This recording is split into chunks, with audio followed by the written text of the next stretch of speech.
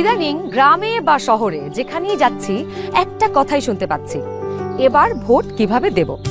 এবার নাকি একদিনে 2 ভোট, তার মানে ভোট সেন্টার 2 বার যেতে হবে, 2 বার লাইনে দাঁড়াতে হবে। Lot of confusion. কিন্তু এই সব কিছু নিয়ে আপনার যাবতীয় দুশ্চিন্তা আজ দূর হয়ে যাবে। চলুন দেখি আগামী ত্রয়োদশ জাতীয় সংসদ নির্বাচন এবং গণভোটের দিন আমরা কিভাবে ভোট দেব। ভোটের দিন একদম সকালবেলা আপনার ভোট কেন্দ্রে চলে আসবেন। নারী পুরুষ ঠিক এইভাবে আলাদা আলাদা লাইনে দাঁড়াবেন। লাইনের শুরুতেই আপনার ভোটার ক্রমিক নাম্বার উল্লেখ করে লেখা থাকবে আপনি কোন কক্ষে ভোট দেবেন। ভোট কেন্দ্রের কোন কক্ষে আপনি ভোট দিবেন সে বিষয়ে আনসাররাও আপনাকে সহায়তা করবেন। এরপর আপনি সোজা চলে যাবেন আপনার ভোট কক্ষে। কিভাবে নারী এবং পুরুষ ভোটারদের আলাদা রুমে ভোট গ্রহণ করা হচ্ছে চলুন দেখে আসি। কক্ষগুলোর বাইরেও ভোটার ক্রমিক নম্বরগুলো লেখা থাকবে। প্রথমেই একজন পোলিং অফিসার আপনার নাম এবং ভোটার নম্বর জিজ্ঞাসা করবেন। তারপর আপনার চেহারার সাথে আপনার ভোটার তালিকায় থাকা ছবি মিলিয়ে দেখবেন। এটা আমি, এখানে একটু খারাপ আসছে ছবি। বাবার নাম আনিসুজ্জামান।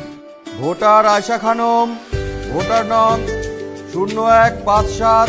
প্রথম পোলিং অফিসার আপনার নাম এবং ভোটারের ক্রমিক নম্বর জোরে উচ্চারণ করবেন, যেন কক্ষে থাকা সহকারী প্রিজাইডিং অফিসার এবং পোলিং এজেন্টরা শুনতে পারেন। এরপর দ্বিতীয় পোলিং অফিসার আপনার আঙুলে অমোচনীয় কালি লাগিয়ে দেবেন। তারপর আপনি চলে যাবেন সহকারী প্রিজাইডিং অফিসারের টেবিলে। প্রিজাইডিং অফিসার আপনার ভোটার নাম্বার লিখে আপনাকে 2টো ব্যালট পেপার দেবেন। জানি এবার গণভোটের জন্য গোলাপি ব্যালট আর সংসদ সদস্য নির্বাচনের জন্য সাদা কালো ব্যালট। বাহ! ব্যালট পেপার নেবার সময় আপনাকে স্বাক্ষর করতে হবে। আপনি চাইলে টিপসই দিতে পারেন। দেশের ছবি আপনার হাতে। ব্যালটের সাথে দেওয়া হবে সিল মারার জন্য একটি রাবার স্ট্যাম্প। আপনি 2টি ব্যালট এবং রাবার স্ট্যাম্প নিয়ে ভোট দেবার গোপন কক্ষে যাবেন।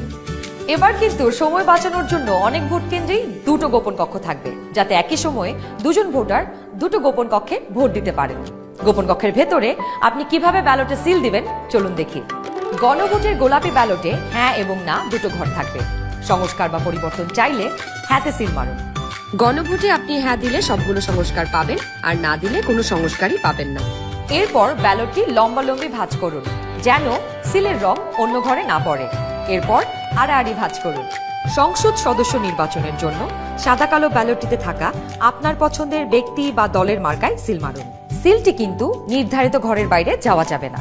মার্কার বাইরে সিল পড়লে আপনার মহামূল্যবান ব্যালটটি বাতিল হয়ে যাবে। সিল মারার পর এই ব্যালটটিও প্রথমে লম্বালম্বি ভাঁজ করুন, যেন সিলের কালি অন্য মার্কায় না লাগে। এরপর আড়াআড়ি ভাঁজ করুন। এবার গোপন কক্ষ থেকে বের হয়ে স্ট্যাম্পটি সহকারী প্রিজাইডিং অফিসারকে ফেরত দিন এবং একই ব্যালট বক্সে 2টি ব্যালট পেপার ফেলুন। ব্যাস, হয়ে গেল একদিনে 2 ভোট। একদম সহজ, তাই না? তাহলে নিশ্চিন্তে ভোটের দিন চলে আসুন আপনার ভোট কেন্দ্রে আর ভোট দিয়ে বুঝে নিন দেশের মালিকানা। দেশের চাবি আমাদের হাতে।